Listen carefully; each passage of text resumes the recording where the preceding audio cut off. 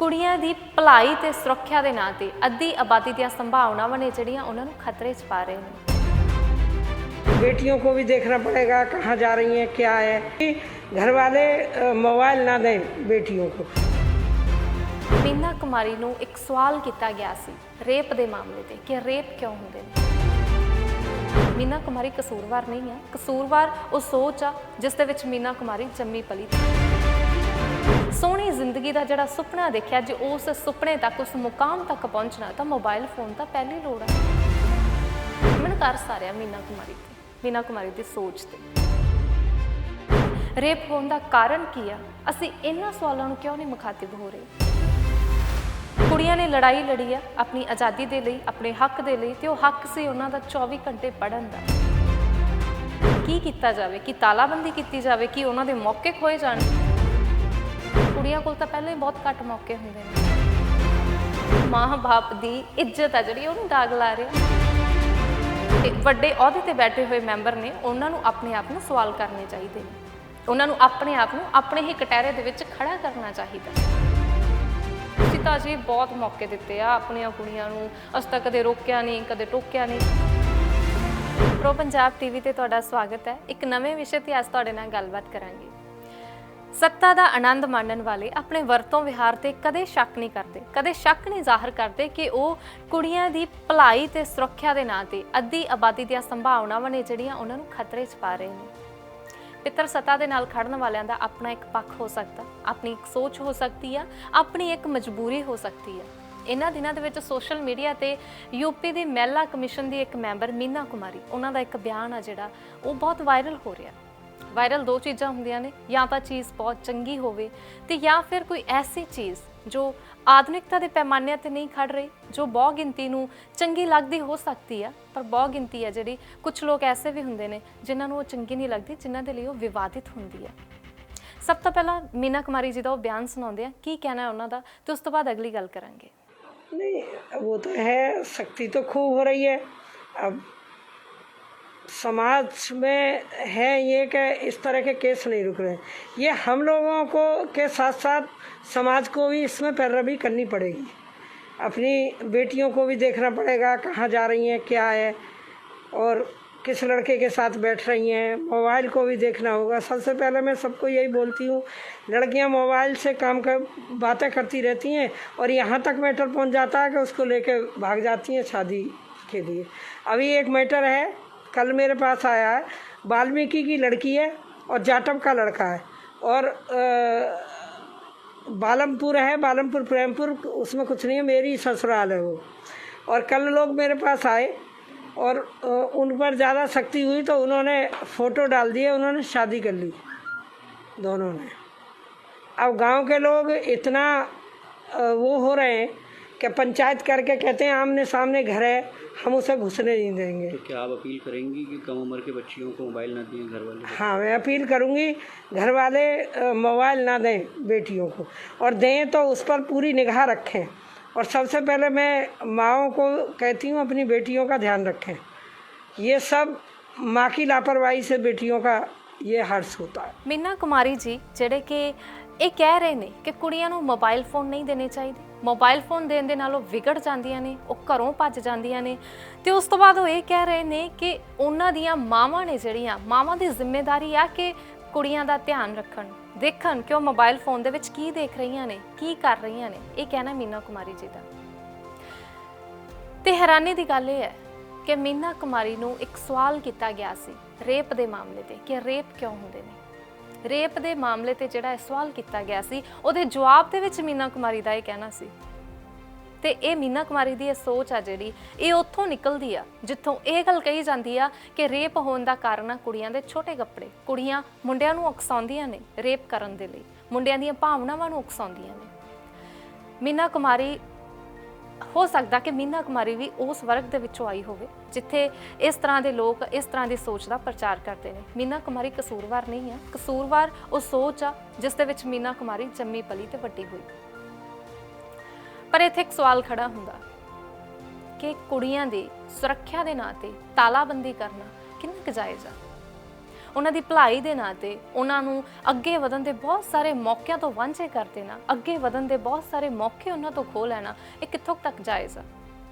ਤੇ ਇੱਥੇ ਹੈਰਾਨੀ ਦੀ ਗੱਲ ਇਹ ਵੀ ਆ ਕਿ ਮੀਨਾ ਕੁਮਾਰੀ ਜੋ ਕਹਿ ਰਹੇ ਨੇ, ਬਹੁਤ ਸਾਰੇ ਪੇਰੈਂਟਸ ਇਸ ਤਰ੍ਹਾਂ ਦੇ ਹੋਣਗੇ ਜਿਨ੍ਹਾਂ ਨੂੰ ਇਹਨਾਂ ਦੇ ਬਿਆਨ ਤੋਂ ਤਕਲੀਫ ਹੋ ਸਕਦੀ ਆ, ਕਿਉਂਕਿ ਮਾਂ-ਬਾਪ ਜਾਣਦੇ ਨੇ ਮੋਬਾਈਲ ਫੋਨ ਦੀ ਲੋੜ ਕੀ ਆ। ਮਾਂ-ਬਾਪ ਜਾਣਦੇ ਨੇ ਕਿ ਜੇ ਉਹਨਾਂ ਦੇ ਬੱਚੇ ਨੇ ਅੱਗੇ ਵਧਣਾ, ਖਾਸ ਕਰਕੇ ਕੁੜੀਆਂ ਨੇ, ਜੇ ਉਹਨਾਂ ਦੀਆਂ ਕੁੜੀਆਂ ਨੇ ਅੱਗੇ ਵਧਣਾ, ਜੇ ਸੋਹਣੀ ਜ਼ਿੰਦਗੀ ਦਾ ਜਿਹੜਾ ਸੁਪਨਾ ਦੇਖਿਆ, ਜੇ ਉਸ ਸੁਪਨੇ ਤੱਕ, ਉਸ ਮੁਕਾਮ ਤੱਕ ਪਹੁੰਚਣਾ, ਤਾਂ ਮੋਬਾਈਲ ਫੋਨ ਤਾਂ ਪਹਿਲੀ ਲੋੜ ਆ। ਕਿਉਂਕਿ ਟੈਕਨੋਲੋਜੀ ਦਾ ਯੁੱਗ ਆ ਤੇ ਇਸ ਟੈਕਨੋਲੋਜੀ ਦੇ ਯੁੱਗ ਦੇ ਵਿੱਚ ਜੇ ਤੁਸੀਂ ਸੋਸ਼ਲ ਮੀਡੀਆ ਨਾਲ ਨਹੀਂ ਜੁੜੇ ਹੋਏ, ਜੇ ਤੁਸੀਂ ਇਸ ਦੀ ਵਰਤੋਂ ਨਹੀਂ ਕਰ ਰਹੇ ਸੋਸ਼ਲ ਮੀਡੀਆ ਦੀ, ਆਪਣੇ ਮੋਬਾਈਲ ਦੀ, ਆਪਣੇ ਲੈਪਟਾਪ ਦੀ, ਤਾਂ ਤੁਸੀਂ ਇਸ ਯੁੱਗ ਦੇ ਵਿੱਚ 21ਵੀਂ ਸਦੀ ਦੇ ਵਿੱਚ ਵੀ ਬਹੁਤ ਹੀ ਪਿੱਛੇ ਰਹਿ ਜਾਓਗੇ, ਬਹੁਤ ਪਛੜ ਜਾਓਗੇ ਤੇ ਸਮਾਂ ਬਹੁਤ ਅੱਗੇ ਲੰਘ ਜਾਏਗਾ। ਸਮਾਂ ਕਦੇ ਕਿਸੇ ਲਈ ਨਹੀਂ ਰੁਕਦਾ। ਮੀਨਾ ਕੁਮਾਰੀ ਦੇ ਬਿਆਨ ਤੇ ਵਾਪਸ ਆਉਂਦੇ ਆ। ਦੋ ਗੱਲਾਂ ਕਾਰਨ ਮੀਨਾ ਕੁਮਾਰੀ ਦੇ ਬਿਆਨ ਤੇ ਗੱਲ ਕਰਨੀ ਜ਼ਰੂਰੀ ਹੈ। ਪਹਿਲੀ, ਰੇਪ ਦੇ ਮਾਮਲੇ ਤੇ। ਰੇਪ ਦੇ ਮਾਮਲੇ ਤੇ ਮੀਨਾ ਕੁਮਾਰੀ ਨੇ ਜਿਹੜਾ ਇਹ ਬਿਆਨ ਦਿੱਤਾ ਕਿ ਕੁੜੀਆਂ ਮੋਬਾਈਲ ਫੋਨ ਯੂਜ਼ ਕਰਦੀਆਂ, ਮੁੰਡਿਆਂ ਦੇ ਨਾਲ ਘਰੋਂ ਭੱਜ ਜਾਂਦੀਆਂ, ਉਹਨਾਂ ਦੇ ਨਾਲ ਰਾਤਾਂ ਨੂੰ ਗੱਲਾਂ ਕਰਦੀਆਂ, ਇਹੀ ਕਾਰਨ ਆ ਕਿ ਕੁੜੀਆਂ ਦੇ ਨਾਲ ਕ੍ਰਾਈਮ ਵੱਧ ਰਹੇ ਨੇ।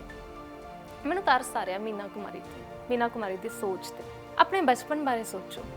ਜਦੋਂ ਅਸੀਂ ਛੋਟੇ ਹੁੰਦੇ ਸੀ, ਬੱਚੇ ਹੁੰਦੇ ਸੀ ਤੇ ਸਾਡੇ ਨਾ ਆਸ-ਪਾਸ ਜੇ ਅਸੀਂ ਖੇਡ ਰਹੇ ਹੁੰਦੇ ਸੀ ਤੇ ਕੋਈ ਨਿੱਕਾ ਜਿਹਾ ਜਾਨਵਰ ਆ ਜਾਂਦਾ ਸੀ, ਕੋਈ ਕੀੜਾ ਮਕੌੜਾ ਆ ਜਾਂਦਾ ਸੀ, ਅਸੀਂ ਡਰ ਜਾਂਦੇ ਸੀ, ਅਸੀਂ ਚੀਕਾਂ ਮਾਰ ਕੇ ਪਿੱਛੇ ਨੂੰ ਭੱਜਦੇ ਸੀ ਤੇ ਸਾਡੇ ਮਾਂ-ਬਾਪ ਜਾਂ ਜੋ ਵੀ ਸਾਡੇ ਦੇਖਭਾਲ ਕਰਨ ਵਾਲੇ ਹੁੰਦੇ ਸੀ, ਉਹ ਕੀ ਕਰਦੇ ਸੀ? ਉਹ ਜਾਨਵਰ ਨੂੰ ਮਾਰਦੇ ਸੀ, ਉਹ ਸਾਨੂੰ ਨਹੀਂ ਸੀ ਮਾਰਦੇ, ਕਿਉਂਕਿ ਉਸ ਜਾਨਵਰ ਤੋਂ ਸਾਨੂੰ ਖਤਰਾ ਸੀ। ਉਹ ਜਾਨਵਰ ਨੂੰ ਮਾਰ ਕੇ ਉਹ ਕਹਿੰਦੇ ਸੀ ਕਿ ਦੇਖੋ ਖਤਰਾ ਟਲ ਗਿਆ, ਹੁਣ ਤੂੰ ਇੱਥੇ ਖੇਡ ਸਕਦਾ ਜਾਂ ਖੇਡ ਸਕਦੀ ਹੈ। ਇਸ ਘਟਨਾ ਤੋਂ ਸਬਕ ਸਿੱਖਣ ਦੀ ਲੋੜ ਆ। ਜੋ ਬਚਪਨ ਦੀ ਇਹ ਘਟਨਾ ਜੋ ਸਾਡੇ ਸਾਰਿਆਂ ਦੇ ਨਾਲ ਹੋਈ ਆ, ਇੱਕ ਵਾਰ ਨਹੀਂ ਅਨੇਕ ਵਾਰ ਹੋਈ ਆ, ਇਸ ਤੋਂ ਸਾਨੂੰ ਸਬਕ ਸਿੱਖਣ ਦੀ ਲੋੜ ਆ। ਤੇ ਸਬਕ ਕੀ ਆ? ਜਿਸ ਵਰਗ ਨੂੰ ਜਿਸ ਵਰਗ ਤੋਂ ਖਤਰਾ, ਉਸ ਦਾ ਹੱਲ ਸੋਚੋ। ਕੁੜੀਆਂ ਦੇ ਰੇਪ ਹੁੰਦੇ ਨੇ, ਰੇਪ ਕਿਸ ਮਾਨਸਿਕਤਾ ਦੇ ਵਿੱਚੋਂ ਹੁੰਦੇ ਨੇ, ਰੇਪ ਦੀ ਮਾਨਸਿਕਤਾ ਕਿੱਥੋਂ ਆਈ ਆ, ਰੇਪ ਹੋਣ ਦਾ ਕਾਰਨ ਕੀ ਆ? ਅਸੀਂ ਇਹਨਾਂ ਸਵਾਲਾਂ ਨੂੰ ਕਿਉਂ ਨਹੀਂ ਮੁਖਾਤਿਬ ਹੋ ਰਹੇ? ਬਜਾਏ ਇਸ ਤੇ ਕਿ ਅਸੀਂ ਕੁੜੀਆਂ ਦੀ ਤਾਲਾਬੰਦੀ ਕਰੀਏ, ਬਜਾਏ ਇਸ ਤੇ ਕਿ ਅਸੀਂ ਕੁੜੀਆਂ ਨੂੰ ਮੋਬਾਈਲ ਫੋਨ ਦੇਣ ਤੇ ਸਵਾਲ ਉਠਾਈਏ, ਬਜਾਏ ਇਸ ਤੇ ਕਿ ਅਸੀਂ ਕੁੜੀਆਂ ਦੀ ਨਿੱਜੀ ਆਜ਼ਾਦੀ ਤੇ ਸਵਾਲ ਉਠਾਈਏ, ਅਟੈਕ ਕਰੀਏ ਉਹਨਾਂ ਦੀ ਆਜ਼ਾਦੀ ਤੇ, ਇਸ ਦੀ ਬਜਾਏ ਅਸੀਂ ਇਹ ਕਿਉਂ ਨਹੀਂ ਕਰਦੇ ਕਿ ਜਿੱਥੋਂ ਰੇਪ ਦੀ ਮਾਨਸਿਕਤਾ ਆ ਰਹੀ ਆ, ਅਸੀਂ ਉਸ ਮਾਨਸਿਕਤਾ ਨੂੰ ਸਵਾਲ ਕਰੀਏ, ਅਸੀਂ ਉਸ ਮਾਨਸਿਕਤਾ ਦਾ ਹੱਲ ਲੱਭੀਏ।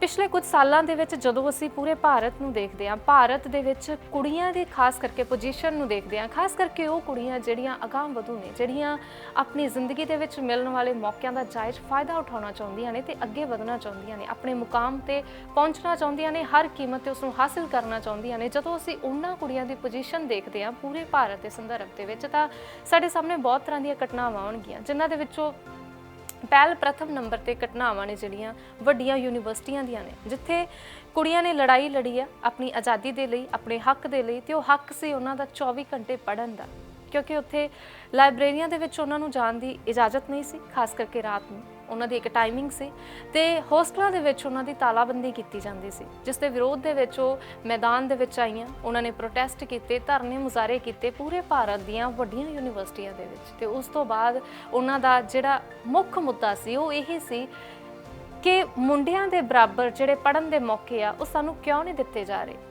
ਸਾਨੂੰ ਇੱਕ ਕਮਰੇ ਦੇ ਵਿੱਚ ਇਸ ਤਰ੍ਹਾਂ ਤੁੰਨਿਆ ਜਾਂਦਾ ਹੋਸਟਲਾਂ ਦੇ ਵਿੱਚ, ਜਿੱਥੇ ਅਸੀਂ ਪੜ੍ਹ ਲਿਖ ਨਹੀਂ ਸਕਦੀਆਂ, ਤੇ ਉਸ ਤੋਂ ਬਾਅਦ ਸਾਡੀ ਤਾਲਾਬੰਦੀ ਕਰ ਦਿੱਤੀ ਜਾਂਦੀ ਆ, ਜੋ ਕਿ ਤਾਲਾਬੰਦੀ ਜਿਹੜੀ ਹੁੰਦੀ ਆ ਉਹ ਸਿਰਫ ਦੇਖਣ ਨੂੰ ਹੀ ਨਹੀਂ ਹੁੰਦੀ, ਉਹ ਵਿਜ਼ੂਅਲੀ ਨਹੀਂ ਹੁੰਦੀ, ਦੇਖਣ ਨੂੰ ਨਹੀਂ ਹੁੰਦੀ, ਉਹ ਸਾਡੇ ਜ਼ਿਹਨ ਤੇ ਵੀ ਸੱਟ ਮਾਰਦੀ ਆ, ਸਾਡੀ ਮਾਨਸਿਕਤਾ ਤੇ ਵੀ ਸੱਟ ਮਾਰਦੀ ਆ, ਸਾਨੂੰ ਸਾਡੇ ਆਤਮ ਵਿਸ਼ਵਾਸ ਨੂੰ ਵੀ ਸੱਟ ਮਾਰਦੀ ਆ, ਕਮਜ਼ੋਰ ਕਰਦੀ ਆ ਸਾਨੂੰ, ਤੇ ਸਾਨੂੰ ਅਹਿਸਾਸ ਕਰਵਾਉਂਦੀ ਆ ਕਿ ਅਸੀਂ ਇਨਸਿਕਿਉਰ ਆ ਬਾਹਰ। ਤੇ ਉਦੋਂ ਇੱਕ ਵੱਡਾ ਸਵਾਲ ਜਿਹੜਾ ਇਸ ਸਾਰੀ ਐਜੀਟੇਸ਼ਨਾਂ ਦੇ ਵਿੱਚੋਂ ਉੱਠਿਆ ਸੀ, ਇਹਨਾਂ ਪ੍ਰੋਟੈਸਟਾਂ ਦੇ ਵਿੱਚੋਂ ਉੱਠਿਆ ਸੀ ਕਿ ਕੁੜੀਆਂ ਦੀ ਸੁਰੱਖਿਆ ਜਿਹੜੀ ਉਹ ਕਿਵੇਂ ਹੋਵੇ, ਕਿਵੇਂ ਸਿਕਿਉਰ ਰਹਿਣ, ਜਿਹਦੇ ਵਿੱਚੋਂ ਪਹਿਲਾ ਜਿਹੜਾ ਹੱਲ ਸੁਝਾਇਆ ਗਿਆ ਸੀ ਕਿ ਜਿਨ੍ਹਾਂ ਤੋਂ ਉਹਨਾਂ ਨੂੰ ਇਨਸਿਕਿਉਰਿਟੀ ਆ ਉਹਨਾਂ ਦਾ ਹੱਲ ਕੀਤਾ ਜਾਵੇ। ਪੰਜੇ ਉਂਗਲਾਂ ਬਰਾਬਰ ਤਾਂ ਨਹੀਂ ਨਾ ਹੁੰਦੀਆਂ। ਜਿਸ ਸਮਾਜ ਦੇ ਵਿੱਚ ਕੁੜੀਆਂ ਰਹਿ ਰਹੀਆਂ ਨੇ, ਮੁੰਡੇ ਉਹਨਾਂ ਦੇ ਨਾਲ ਪੜ੍ਹ ਰਹੇ ਨੇ, ਪੜ੍ਹ ਲਿਖ ਰਹੇ ਨੇ, ਕਾਲਜ ਆ ਜਾਂ ਕੋਈ ਵੀ ਜਿੱਥੇ ਉਹ ਜੌਬ ਕਰਦੀਆਂ ਨੇ ਉੱਥੇ ਵੀ ਮੁੰਡੇ ਨੇ, ਪੰਜੇ ਉਂਗਲਾਂ ਬਰਾਬਰ ਨਹੀਂ ਹੁੰਦੀਆਂ। ਜੇ ਦੋ ਚੰਗੇ ਨੇ ਤਾਂ ਚਾਰ ਮਾੜੀ ਸੋਚ ਵਾਲੇ ਵੀ ਹੁੰਦੇ ਨੇ। ਤੇ ਜਦੋਂ ਇਸ ਤਰ੍ਹਾਂ ਦੀ ਪੋਜੀਸ਼ਨ ਸਾਡੇ ਸਾਹਮਣੇ ਖੜੀ ਹੋ ਜਾਂਦੀ ਆ ਕਿ ਕੀ ਕੀਤਾ ਜਾਵੇ, ਕਿ ਤਾਲਾਬੰਦੀ ਕੀਤੀ ਜਾਵੇ, ਕਿ ਉਹਨਾਂ ਦੇ ਮੌਕੇ ਖੋਏ ਜਾਣ, ਉੱਥੇ ਹੱਲ ਜੋ ਹੁੰਦਾ ਕਿ ਤੁਸੀਂ ਉਸ ਧਿਰ ਨੂੰ ਸਵਾਲ ਕਿਉਂ ਨਹੀਂ ਕਰ ਰਹੇ ਜੋ ਇਸ ਸਭ ਕਾਸੇ ਦੇ ਲਈ ਜ਼ਿੰਮੇਦਾਰ ਆ, ਜੋ ਇਸ ਸਭ ਕਾਸੇ ਜਿਸ ਦੇ ਕਾਰਨ ਇਸ ਤਰ੍ਹਾਂ ਦਾ ਮਾਹੌਲ ਕ੍ਰੀਏਟ ਹੋਇਆ। ਕੁੜੀਆਂ ਕੋਲ ਤਾਂ ਪਹਿਲਾਂ ਹੀ ਬਹੁਤ ਘੱਟ ਮੌਕੇ ਹੁੰਦੇ ਨੇ ਤੇ ਉੱਪਰੋਂ ਮੀਨਾ ਕੁਮਾਰੀ ਵਰਗੀ ਇੱਕ ਮਹਿਲਾ ਆਯੋਗ ਦੀ ਕਮਿਸ਼ਨ ਦੀ ਮੈਂਬਰ ਦਾ ਇਹ ਬਿਆਨ ਦੇਣਾ ਕਿ ਕੁੜੀਆਂ ਤੋਂ ਤਾਂ ਜੀ ਮੋਬਾਈਲ ਫੋਨ ਖੋਹ ਲੈਣੇ ਚਾਹੀਦੇ ਆ। ਮੈਨੂੰ ਬਹੁਤ ਤਰਸ ਆ ਰਿਹਾ, ਨਾ ਸਿਰਫ ਮੈਨੂੰ ਮੀਨਾ ਕੁਮਾਰੀ ਤੇ ਤਰਸ ਆ ਰਿਹਾ, ਮੀਨਾ ਕੁਮਾਰੀ ਦੇ ਘਰ ਦੀਆਂ ਔਰਤਾਂ ਤੇ ਵੀ ਤਰਸ ਆ ਰਿਹਾ, ਮੈਨੂੰ ਉਹਨਾਂ ਬੱਚੀਆਂ ਤੇ ਵੀ ਤਰਸ ਆ ਰਿਹਾ ਜਿਹੜੀਆਂ ਉਸ ਘਰ ਦੇ ਵਿੱਚ ਜੰਮੀਆਂ ਪਲੀਆਂ ਹੋਣਗੀਆਂ ਕਿ ਕਿਸ ਤਰ੍ਹਾਂ ਉਹਨਾਂ ਤੋਂ ਮੌਕੇ ਖੋਏ ਗਏ ਹੋਣਗੇ। ਮੈਂ ਇਸ ਦਾ ਅੰਦਾਜ਼ਾ ਲਗਾ ਸਕਦੀ ਹਾਂ। ਅਗਲੀ ਗੱਲ ਜਿਹੜੀ ਮੀਨਾ ਕੁਮਾਰੀ ਦੇ ਇਸ ਬਿਆਨ ਦੇ ਸੰਦਰਭ ਦੇ ਵਿੱਚ ਕਰਨ ਵਾਲੀ ਆ, ਮੋਬਾਈਲ ਫੋਨ ਨੂੰ ਲੈ ਕੇ। ਕੀ ਮੋਬਾਈਲ ਫੋਨ ਕੁੜੀਆਂ ਦੀ ਇਨਸਿਕਿਉਰਿਟੀ ਦਾ ਕਾਰਨ ਹੈ? ਕੀ ਇਹ ਹੋ ਸਕਦਾ ਹੈ ਕਿ ਮੋਬਾਈਲ ਫੋਨ ਉਹਨਾਂ ਦੀ ਇਨਸਿਕਿਉਰਿਟੀ ਦਾ ਕਾਰਨ ਹੋਵੇ, ਮੋਬਾਈਲ ਫੋਨ ਦੇ ਕਾਰਨ ਉਹਨਾਂ ਦੀ ਜ਼ਿੰਦਗੀ ਖਤਰੇ 'ਚ ਪੈ ਰਹੀ ਹੈ, ਜਾਂ ਮੋਬਾਈਲ ਫੋਨ ਆ ਜਿਹੜਾ ਉਹ ਮਾਂ-ਬਾਪ ਦੀ ਇੱਜ਼ਤ ਆ ਜਿਹੜੀ ਉਹਨੂੰ ਦਾਗ ਲਾ ਰਿਹਾ? ਇੱਕ ਬਹੁਤ ਹੀ ਹਾਸੋਹੀਣਾ ਬਿਆਨ ਆ ਜਿਸ ਤੇ ਇਹੀ ਕਿਹਾ ਜਾ ਸਕਦਾ ਕਿ ਇਸ ਤਰ੍ਹਾਂ ਦੇ ਜਿਹੜੇ ਮੈਂਬਰ ਨੇ, ਖਾਸ ਕਰਕੇ ਵੱਡੇ ਅਹੁਦੇ ਤੇ ਬੈਠੇ ਹੋਏ ਮੈਂਬਰ ਨੇ, ਉਹਨਾਂ ਨੂੰ ਆਪਣੇ ਆਪ ਨੂੰ ਸਵਾਲ ਕਰਨੇ ਚਾਹੀਦੇ ਨੇ, ਉਹਨਾਂ ਨੂੰ ਆਪਣੇ ਆਪ ਨੂੰ ਆਪਣੇ ਹੀ ਕਟਹਿਰੇ ਦੇ ਵਿੱਚ ਖੜਾ ਕਰਨਾ ਚਾਹੀਦਾ।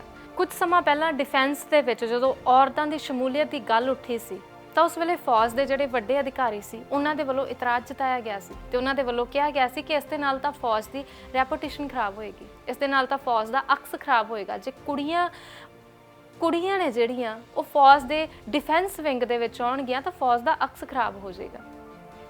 ਪਿੱਤਰ ਸਤਾ ਹੈ ਜਿਹੜੀ ਇਹ ਸਾਡੇ ਘਰਾਂ ਦੇ ਵਿੱਚੋਂ ਉੱਠਦੀ ਆ, ਘਰਾਂ ਦੇ ਵਿੱਚੋਂ ਸ਼ੁਰੂ ਹੁੰਦੀ, ਇਹ ਉਦੋਂ ਤੱਕ ਸਾਡੇ ਨਾਲ ਚੱਲਦੀ ਆ ਜਦੋਂ ਅਸੀਂ ਆਪਣੇ ਆਪ ਨੂੰ ਨਵੀਆਂ ਤਬਦੀਲੀਆਂ ਦੇ ਸੰਦਰਭ 'ਚ ਖੜਾ ਕਰਕੇ ਨਹੀਂ ਦੇਖਦੇ, ਜਦੋਂ ਅਸੀਂ ਆਪਣੇ ਆਪ ਤੇ ਵਰਕ ਨਹੀਂ ਕਰਦੇ, ਜੋ ਕੁਝ ਵੀ ਸਮਾਜ ਦੇ ਵਿੱਚ ਚੰਗਾ ਹੋ ਰਿਹਾ ਅਸੀਂ ਉਸ ਦੇ ਵਿੱਚ ਆਪਣੇ ਆਪ ਨੂੰ ਭਾਗੀਦਾਰ ਨਹੀਂ ਬਣਾਉਂਦੇ, ਉਦੋਂ ਤੱਕ ਇਹ ਪਿੱਤਰ ਸਤਾ ਜਿਹੜੀ ਹੈ ਸਾਡਾ ਪਿੱਛਾ ਨਹੀਂ ਛੱਡਦੀ। ਸਾਡੇ ਘਰਾਂ ਦੇ ਵਿੱਚ ਵੀ ਆ, ਸਾਡੇ ਦਫ਼ਤਰਾਂ ਦੇ ਵਿੱਚ ਵੀ ਆ, ਸਾਡੇ ਵਿਦਿਅਕ ਅਦਾਰਿਆਂ ਦੇ ਵਿੱਚ ਵੀ ਆ, ਹਰ ਥਾਂ ਤੇ ਇਹ ਸਾਡੇ ਭਾਰਤ ਦੇ ਨਾਲ ਚੱਲਦੀ ਆ, ਹਰ ਥਾਂ ਤੇ ਸਾਡੇ ਨਾਲ ਚੱਲਦੀ ਆ। ਤੇ ਇਹ ਪਿੱਤਰ ਸਤਾ ਦਾ ਹੀ ਨਤੀਜਾ ਜਿੱਥੋਂ ਮੀਨਾ ਕੁਮਾਰੀ ਵਰਗੀਆਂ ਜਿਹੜੀਆਂ ਔਰਤਾਂ ਨੇ ਉਹ ਇਹ ਭਾਸ਼ਣ ਦੇ ਰਹੀਆਂ ਨੇ, ਇਹ ਬਿਆਨ ਦੇ ਰਹੀਆਂ ਨੇ, ਇਹ ਵਿਵਾਦਿਤ ਬਿਆਨ ਦੇ ਰਹੀਆਂ ਨੇ ਜਿਸ ਦੇ ਵਿੱਚ ਕਹਿ ਰਹੀਆਂ ਨੇ ਕਿ ਰੇਪ ਹੋਣ ਦਾ ਕਾਰਨ ਕੁੜੀਆਂ ਨੇ ਜਿਹੜੀਆਂ ਮੋਬਾਈਲ ਫੋਨ ਵੱਧ ਵਰਤਦੀਆਂ ਨੇ, ਮੁੰਡਿਆਂ ਨੂੰ ਉਕਸਾਉਂਦੀਆਂ ਨੇ, ਇਸ ਤਰ੍ਹਾਂ ਦਾ ਬਿਆਨ ਆ ਜਿਹੜਾ ਮੀਨਾ ਕੁਮਾਰੀ ਵਰਗੀਆਂ ਔਰਤਾਂ ਦਿੰਦੀਆਂ ਨੇ। ਤੇ ਭਾਰਤ ਦੇਸ਼ ਆ ਜਿਹੜਾ, ਇਸ ਤੇ ਤਰਸ ਕੀਤਾ ਜਾ ਸਕਦਾ ਕਿ ਇਸ ਤੇ ਉੱਚੇ ਅਹੁਦਿਆਂ ਦੇ ਉੱਤੇ, ਵੱਖ-ਵੱਖ ਅਹੁਦਿਆਂ ਦੇ ਉੱਤੇ ਇਸ ਤਰ੍ਹਾਂ ਦੇ ਅਧਿਕਾਰੀ ਬੈਠੇ ਨੇ ਜਿਨ੍ਹਾਂ ਦੇ ਦਿਮਾਗ ਦੇ ਇੱਕ ਕੋਨੇ ਦੇ ਵਿੱਚ ਪੈਟਰੀਆਰਕੀ ਕੁੱਟ-ਕੁੱਟ ਕੇ ਭਰੀ ਹੋਈ ਹੈ, ਜਿਨ੍ਹਾਂ ਨੂੰ ਉਹਨਾਂ ਮੌਕਿਆਂ ਤੋਂ ਤਕਲੀਫ ਆ ਜੋ ਕੁੜੀਆਂ ਦੇ ਸਾਹਮਣੇ ਪਏ ਨੇ, ਜਿਨ੍ਹਾਂ ਨੂੰ ਉਹਨਾਂ ਮੌਕਿਆਂ ਤੋਂ ਤਕਲੀਫ ਆ ਜਿਹੜੇ ਮੌਕਿਆਂ ਨੂੰ ਵਰਤ ਕੇ ਕੁੜੀਆਂ ਨੇ ਨਵੇਂ ਮੁਕਾਮ ਹਾਸਿਲ ਕਰਨੇ ਨੇ, ਜਿਨ੍ਹਾਂ ਨੂੰ ਉਹਨਾਂ ਕਦਰਾਂ ਕੀਮਤਾਂ ਦੇ ਟੁੱਟ ਜਾਣ ਤੋਂ ਤਕਲੀਫ ਆ ਜਿਨ੍ਹਾਂ ਕਦਰਾਂ ਕੀਮਤਾਂ ਦੇ ਕਾਰਨ ਹੁਣ ਤੱਕ ਉਹਨਾਂ ਨੇ ਆਪਣੇ ਘਰਾਂ ਦੇ ਵਿੱਚ ਕੁੜੀਆਂ ਦੀ ਤਾਲਾਬੰਦੀ ਕੀਤੀ ਹੁੰਦੀ ਹੈ। ਤਾਲਾਬੰਦੀ ਤਾਂ ਕਿਸੇ ਮਸਲੇ ਦਾ ਹੱਲ ਨਹੀਂ ਨਾ ਹੁੰਦੀ। ਕੁੜੀਆਂ ਦੇ ਉੱਤੇ ਹਰ ਵੇਲੇ CCTV ਕੈਮਰੇ ਲਾ ਕੇ ਰੱਖਣਾ ਇਹ ਕਿੰਨਾ ਕੁ ਇਨਸਾਫ ਆ? ਕਿਸੇ ਵਰਗ ਦੇ ਨਾਲ ਕਿੰਨਾ ਕੁ ਵੱਡਾ ਇਨਸਾਫ ਆਏ ਜਦ ਕਿ ਉਹ ਇਸ ਧਰਤੀ ਦੀਆਂ ਬਰਾਬਰ ਦੀਆਂ ਮਨੁੱਖ ਨੇ, ਉਹ ਇੱਕ ਜੈਂਡਰ ਤੋਂ ਉੱਤੇ ਮਨੁੱਖ ਨੇ, ਇਨਸਾਨ ਨੇ, ਬਰਾਬਰ ਦੀਆਂ ਇਨਸਾਨ ਨੇ ਤੇ ਹਰ ਇੱਕ ਖੇਤਰ ਦੇ ਵਿੱਚ ਬਰਾਬਰੀ ਦੀਆਂ ਹੱਕਦਾਰ ਨੇ। ਤੇ ਇਹ ਬਰਾਬਰੀ ਆ ਜਿਹੜੀ ਇਹ ਕੋਈ ਆਸਾਨ ਨਹੀਂ ਆ ਉਹਨਾਂ ਤੇ। ਜੇ ਕੋਈ ਅੱਗੇ ਵਧਣ ਦੇ ਮੌਕੇ ਕੁੜੀਆਂ ਨੂੰ ਦੇ ਰਿਹਾ, ਇਹ ਕੋਈ ਆਸਾਨ ਨਹੀਂ ਆ ਕਿ ਦੇਖੋ ਜੀ ਅਸੀਂ ਤਾਂ ਮੌਕੇ ਦਿੱਤੇ ਨੇ ਆਪਣੀਆਂ ਕੁੜੀਆਂ ਨੂੰ। ਕੁਛ ਮਾਂ-ਬਾਪ ਵੀ ਇਸ ਤਰ੍ਹਾਂ ਕਰ, ਅਸੀਂ ਤਾਂ ਜੀ ਬਹੁਤ ਮੌਕੇ ਦਿੱਤੇ ਆ ਆਪਣੀਆਂ ਕੁੜੀਆਂ ਨੂੰ, ਅਸੀਂ ਤਾਂ ਕਦੇ ਰੋਕਿਆ ਨਹੀਂ, ਕਦੇ ਟੋਕਿਆ ਨਹੀਂ। ਇਹ ਕੋਈ ਆਸਾਨ ਥੋੜੀ ਨਾ ਹੈ, ਇਹ ਤਾਂ ਉਹਨਾਂ ਦਾ ਹੱਕ ਆ, ਇਹ ਤਾਂ ਹੱਕ ਆ ਉਹਨਾਂ ਦਾ, ਅਧਿਕਾਰ ਆ ਉਹਨਾਂ ਦਾ। ਇੱਕ ਇਸ ਧਰਤੀ ਤੇ ਜਨਮ ਲਿਆ ਉਹਨਾਂ ਨੇ, ਇੱਕ ਮਨੁੱਖ ਹੋਣ ਦੇ ਨਾਤੇ ਉਹ ਅਧਿਕਾਰ ਆ ਜਿਸ ਦੀ ਉਹ ਵਰਤੋਂ ਕਰਦੀਆਂ ਨੇ, ਕਿਤੇ ਲੜ ਕੇ ਕਰਦੀਆਂ ਨੇ, ਕਿਤੇ ਮਾਂ-ਬਾਪ ਇੰਨੇ ਕੁ ਜਾਗਰੂਕ ਹੁੰਦੇ ਨੇ, ਉਹਨਾਂ ਨੂੰ ਪਤਾ ਹੁੰਦਾ ਕਿ ਸਾਡੀਆਂ ਬੱਚੀਆਂ ਦੇ ਵੀ ਬਰਾਬਰ ਰਾਈਟ ਨੇ, ਇਕੁਅਲ ਰਾਈਟ ਨੇ, ਮੁੰਡਿਆਂ ਦੇ ਬਰਾਬਰ ਰਾਈਟ ਨੇ। ਸੋ ਆਖਰ ਤੇ ਇਹੀ ਕਹਾਂਗੇ ਕਿ ਸਮਿਆਂ ਨੂੰ ਬਾਗੀ ਔਰਤਾਂ ਦੀ ਲੋੜ ਆ। ਮਰ ਕੇ ਜਿਉਣਾ ਛੱਡ, ਬਗਾਵਤ ਕਰ ਤੇ ਟੱਕਰ ਲੈ, ਤੇਰੇ ਹਿੱਸੇ ਦੀ ਦੁਨੀਆ ਤੇ ਕਿਸੇ ਹੋਰ ਦਾ ਰਾਜ ਕਿਉਂ ਹੋਵੇ। ਅਗਲੀ ਵਾਰ ਫਿਰ ਤੋਂ ਕਿਸੇ ਹੋਰ ਵਿਸ਼ੇ ਨੂੰ ਲੈ ਕੇ ਤੁਹਾਡੇ ਰੂਬਰੂ ਹੋਵਾਂਗੇ। ਤਦ ਤੱਕ ਦੇ ਲਈ ਤੁਸੀਂ ਦੇਖਦੇ ਰਹੋ ਪ੍ਰੋ ਪੰਜਾਬ TV।